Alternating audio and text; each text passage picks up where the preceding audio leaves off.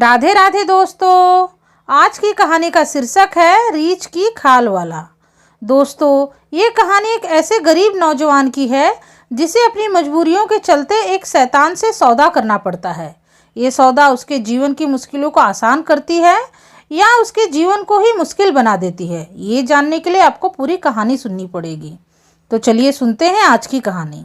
दोस्तों, एक समय की बात है। एक गांव का एक बहादुर नौजवान राजा की फौज में भर्ती हुआ। उस समय उसके देश के राजा की लड़ाई दूसरे देश के राजा के साथ हो रही थी। वह अन्य सिपाहियों के साथ बड़ी बहादुरी से लड़ा और सबसे आगे ही रहा। जब तक लड़ाई चलती रही उसकी जिंदगी ठीक तरह से चलती रही। पर जब दूसरे देश के राजा ने शांति का ऐलान कर दिया तो अचानक ही लड़ाई बंद हो गई। अब राजा को इतनी बड़ी सेना की जरूरत नहीं थी, अतः उसने बहुत से सिपाहियों को सेना से निकालने की आज्ञा दे दी। राजा के सेनापति को मजबूरन बहुत से नौजवानों को सेना से निकालना पड़ा। निकाले गए सिपाहियों में से वह बहादुर नौजवान भी था। सेना से निकाल दिए जाने के बाद उसे वापस अपने बड़े भाइयों के पास ही जाना पड़ा, क्योंकि उसके माता पिता की मृत्यु बहुत पहले ही हो चुकी थी। उसने अपने भाइयों को बताया कि अब वो उनके साथ ही रहेगा, तो उसके दोनों बड़े भाई उसे ज़्यादा दिन तक अपने साथ रखने के लिए तैयार नहीं हुए। वो बोले कि हमारा तो अपना ही खर्च बड़ी मुश्किल से चलता है, तो हम तुम्हें कैसे पाल सकते हैं। अब गांव छोड़ के जाने के अलावा उस नौजवान के पास अब कोई रास्ता नहीं बचा था। कुछ दिन उनके साथ रहने के बाद आखिर दुखी मन से उसे अपना गांव छोड़ना ही पड़ा। अपने साथ ले जाने के लिए उसके पास अपने हथियारों के अलावा और कुछ भी नहीं था, जो उसे सेना में भर्ती होने पर मिले थे, और जब उसे सेना से निकाला गया तो उसे ही दे दिए गए। अपनी बंदूक कंधे पर रख वह गांव से चल पड़ा। चलते चलते ऐसी जगह पहुंचा जहां पर घने पेड़ों के अलावा और कुछ भी नहीं था। वह चल चलकर बहुत थक गया था, अतः वह वहीं एक घने पेड़ के नीचे आराम करने के लिए बैठ गया और अपने भविष्य के बारे में सोचने लगा। उसने अपने मन में कहा कि न तो मेरे पास पैसा है, न ही मुझे कोई हुनर ही आता है। अब मैं अपने लिए कौन सा काम खोजूं? अगर मुझे कोई काम न मिला तब तो मुझे भूखे ही मरना पड़ेगा। उसी समय अचानक से एक हवा का तेज झोंका आया। जब उस नौजवान ने अपने चारों ओर नज़र दौड़ाई तो अपने सामने एक अजनबी को खड़ा पाया, जिसने हरे रंग की चमकीली सी पोशाक पहन रखी थी और शकल से बड़ा ही अमीर दिखाई दे रहा था। लेकिन उस अजनबी का एक पैर घोड़े के पैर की तरह था। उस अजनबी ने नौजवान से कहा कि मुझे मालूम है तुम इस समय क्यों परेशान हो। मैं तुम्हारी सारी परेशानी दूर कर सकता हूँ। मैं तुम्हें ढेर सारी दौलत दूंगा, पर उससे पहले मैं तुम्हारी परीक्षा लूँगा कि कहीं तुम मेरी सारी दौलत बर्बाद तो नहीं कर दोगे। अब बताओ, तुम किसी से डरोगे तो नहीं? नौजवान सिपाही ने बड़े गर्व से कहा। एक सिपाही और डर, ये दोनों बातें साथ साथ नहीं चलती। तुम मेरी परीक्षा लेकर देख सकते हो। अजनबी बोला, ठीक है, तो अब तुम अपने पीछे मुड़कर देखो।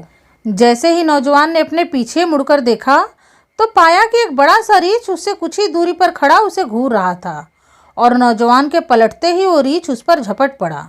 नौजवान सिपाही ने झट से अपनी बंदूक तानी और उस पर एक गोली दाग दी। देखते ही देखते वो रीछ उसी समय वहीं ढेर हो गया। यह सब देखकर अजनबी बोला कि अब मुझे यकीन हो गया है कि तुम सचमुच एक बहादुर नौजवान हो, पर मेरी भी एक शर्त है जो तुम्हें पूरी करनी होगी। नौजवान बोला कि अगर मेरी आत्मा इसकी अनुमति देगी तो मैं तुम्हारी शर्त जरूर मान लूँगा।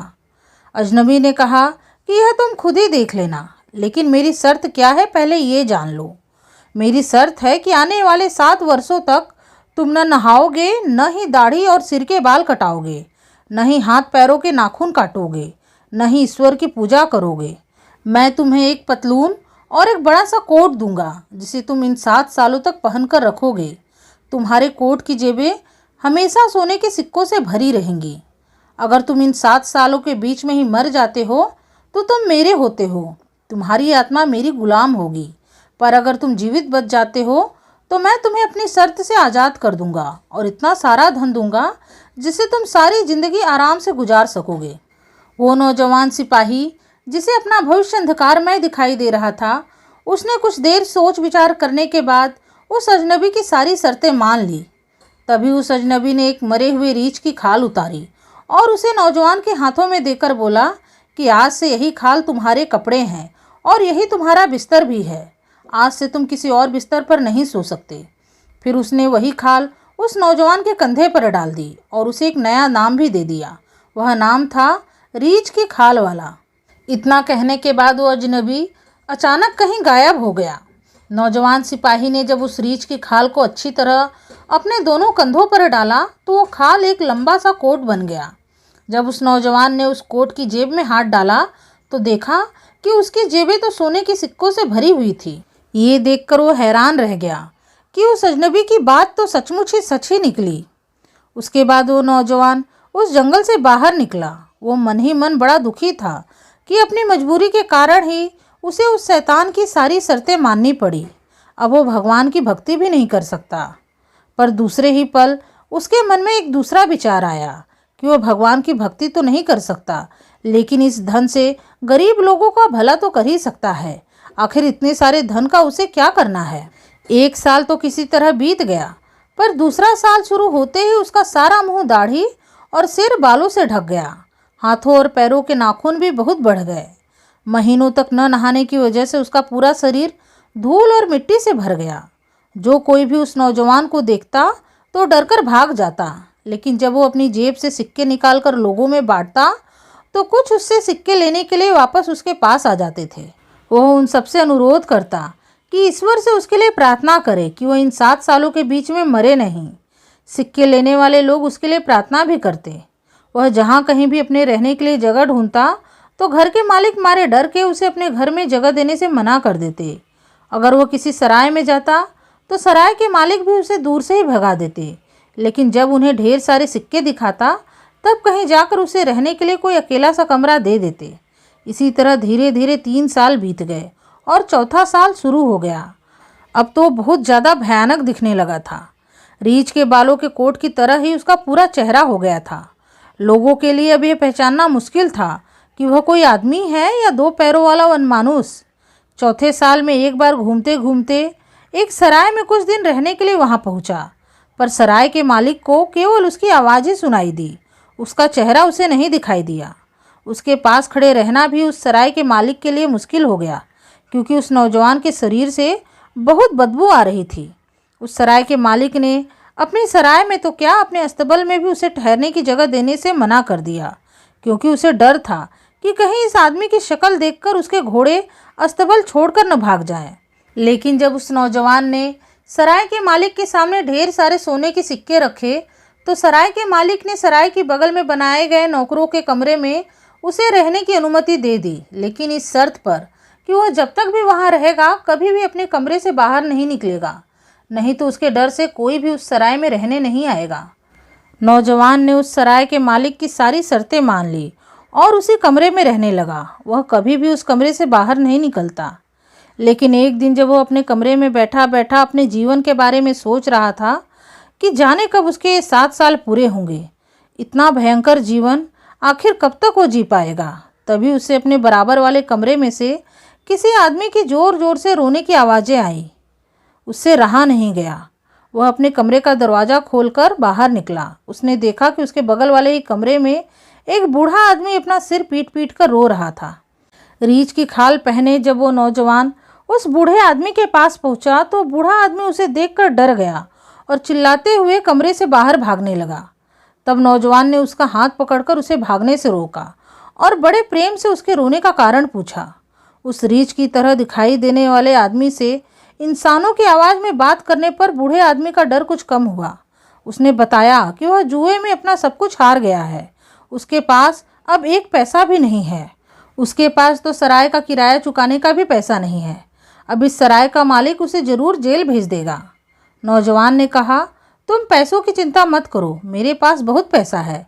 इतना कहकर उसने अपनी जेब से कुछ सोने के सिक्के निकाले और उस बूढ़े के हाथों में रख दिया और बोला, अब तुम्हें रोने और दुखी होने की ज़रूरत नहीं है, तुम इससे सराय का सारा किराया चुका सकते हो। इतना कहकर उस नौजवान ने उस बूढ़े को और भी सोने के सिक्के अपने घर ले जाने के लिए दिए। वो बूढ़ा उस रीछ की खाल वाले का बहुत ही शुक्रगुजार हुआ और बोला, तुम्हारे इस एहसान के बदले मैं अपनी किसी भी एक बेटी की शादी तुम्हारे साथ कर दूंगा। तुम मेरे साथ मेरे घर चलकर अपनी इच्छा से किसी लड़की को चुन सकते हो। पहले तो नौजवान उस बूढ़े की बात पर राजी नहीं हुआ, क्योंकि उसे मालूम था कि कोई भी लड़की उससे शादी करने के लिए तैयार नहीं होगी। लेकिन बूढ़े के बार बार आग्रह करने पर वह उसके घर जाने के लिए तैयार हो गया। घर पहुंचकर उस बूढ़े आदमी ने अपना फैसला अपनी बेटियों को सुनाया कि उनमें से एक की शादी इस रीछ की खाल वाले से होगी। जब दोनों बड़ी बेटियों ने रीछ की खाल वाले को देखा तो डर से चीखती हुई बाहर भाग गई और अपने पिता की बात मानने से साफ इनकार कर दिया। फिर उस बूढ़े ने अपनी छोटी बेटी को बुलाया। वह उस रीछ की खाल वाले से शादी करने के लिए तैयार हो गई, क्योंकि इसी आदमी ने उसके पिता को जेल जाने से बचाया था और उसे ढेर सारा धन भी दिया था। छोटी बेटी ने सोचा कि यह जरूर कोई भला आदमी होगा, नहीं तो आज के ज़माने में कौन किसकी मदद करता है। नौजवान ने अपने हाथ की अंगूठी उतारकर उस लड़की को दे दी और उसकी अंगूठी खुद पहन ली। फिर उस लड़की से बोला, मैं तुमसे अभी शादी नहीं कर सकता, क्योंकि मुझे अभी इसी हालत में रहकर 3 साल और गुजारने हैं। अगर मैं इन 3 सालों में मर गया तो तुम पूरी तरह से आज़ाद हो। अगर मैं जीवित रहा तो आकर तुमसे शादी करूँगा। तुम मेरे लिए ईश्वर से प्रार्थना करो कि मैं जिंदा रहूँ। इतना कहकर वो नौजवान उस बूढ़े आदमी के घर से चल पड़ा। उस भोली भाली लड़की ने उसी दिन से उसे अपना पति मान लिया और फैसला किया कि वह तब तक बस काले कपड़े ही पहनेगी जब तक कि उसका होने वाला पति वापस आकर उससे शादी नहीं करता। उसकी दोनों बड़ी बहनें उसका खूब मजाक बनाती और उससे कहती कि तू भी कितनी भोली है, वह कोई आदमी है? वह तो 2 पैरों वाला रीछ है, वह तुझे ले जाकर कभी भी मार डालेगा। तू पिताजी की बातों में मत आ, एक वन मानुष से भी कोई शादी कर सकता है? पर उस लड़की को ईश्वर पर पूरा भरोसा था। उसे विश्वास था कि ईश्वर जो भी करेगा अच्छा ही करेगा। इसीलिए वो चुपचाप बस उनकी बातें सुनती और भगवान से अपने होने वाले पति के लिए लंबी आयु की प्रार्थना करती। इधर वो रीछ की खाल वाला नौजवान 3 सालों तक इधर से उधर भटकता रहा और गरीबों को दोनों हाथों से धन बांटता रहा। धीरे धीरे वो भयानक समय भी खत्म होने को आया। 7वें साल के आखिरी दिन वह नौजवान उसी घने पेड़ों वाले जंगल आ पहुंचा और वहीं एक पेड़ के नीचे बैठकर उस हरी पोशाक वाले अजनबी का इंतजार करने लगा। उसे बैठे अभी थोड़ी ही देर हुई थी कि तभी एक आंधी आई और वो हरे पोशाक वाला अजनबी आकर उसके सामने खड़ा हो गया।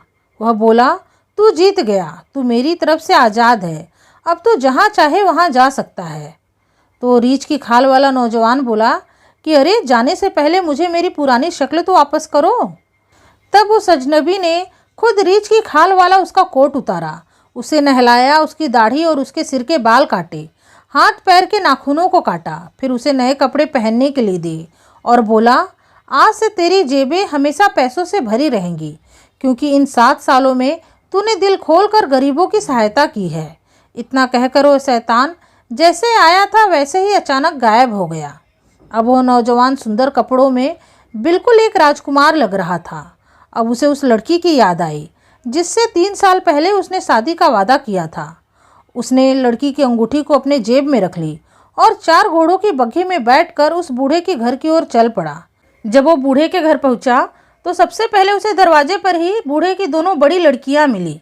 राजकुमार की तरह सुंदर नौजवान को देखकर वो उसे देखती ही रह गई। दोनों उस पर मोहित होकर उससे शादी का सोचने लगी, लेकिन नौजवान ने उन्हें अनदेखा करते हुए बिना कुछ बोले छोटी लड़की को ढूंढते हुए अंदर चला गया। छोटी लड़की को ढूंढते ढूंढते वह एक छोटे से कमरे में पहुंचा। उसकी होने वाली पत्नी काले कपड़े पहनकर ईश्वर की पूजा कर रही थी। वह चुपचाप उसके पास गया और उसकी अंगूठी उसके सामने रख दी। अंगूठी देखकर छोटी लड़की ने उसे पहचान लिया कि ये तो वही आदमी है जिससे वो शादी करने के लिए राजी हो गई थी। वो नौजवान का इतना सुंदर रूप और उसकी शानो शौकत देखकर हैरान रह गई। जब उसने नौजवान से इसके बारे में पूछा तो उसने उसे सारी कहानी सुना दी। नौजवान की होने वाली पत्नी ने भी भगवान का हृदय से धन्यवाद कहा। इधर जब नौजवान अपनी होने वाली पत्नी का हाथ पकड़कर कमरे से बाहर निकला तो दोनों बड़ी बहनें भी खूब अच्छी तरह से तैयार होकर उसी से मिलने के लिए खड़ी थी। लेकिन जब उन्हें पता चला कि ये वही रीछ की खाल वाला आदमी है तो उन्हें अपने आप पर ही बहुत गुस्सा आया। गुस्से और नफरत से भरी बड़ी बहन घर के पास वाले कुएं में कूदकर और मंझली बहन ने पेड़ से लटककर अपनी जान दे दी। कुछ ही दिनों बाद नौजवान और छोटी बहन की शादी हो गई। शादी के अगले दिन सुबह सुबह उनके दरवाजे पर दस्तक हुई। नौजवान ने जब दरवाज़ा खोलकर देखा तो वही हरे पोशाक वाला शैतान उसके सामने खड़ा था। शैतान ने कहा, देख, तेरी एक जान के बदले मैंने 2-2 जानें ले ली। ये दोनों लड़कियां नफरत और जलन की आग में खुद ही जल गई और तू अपने साहस, दया और धैर्य के बल पर इस आग से बच गया। इतना कहकर वह शैतान गायब हो गया। उसके बाद वो नौजवान और उसकी पत्नी खुशी खुशी अपना जीवन बिताने लगे। तो दोस्तों, ये है आज की कहानी। उम्मीद है आप लोगों को कहानी पसंद आई होगी। कहानी पसंद आई है तो इस वीडियो को लाइक करके मेरे चैनल को सब्सक्राइब कर लीजिएगा। आपसे मिलूंगी अपने अगले वीडियो में एक नई कथा कहानी के साथ। तब तक के लिए राधे राधे, धन्यवाद।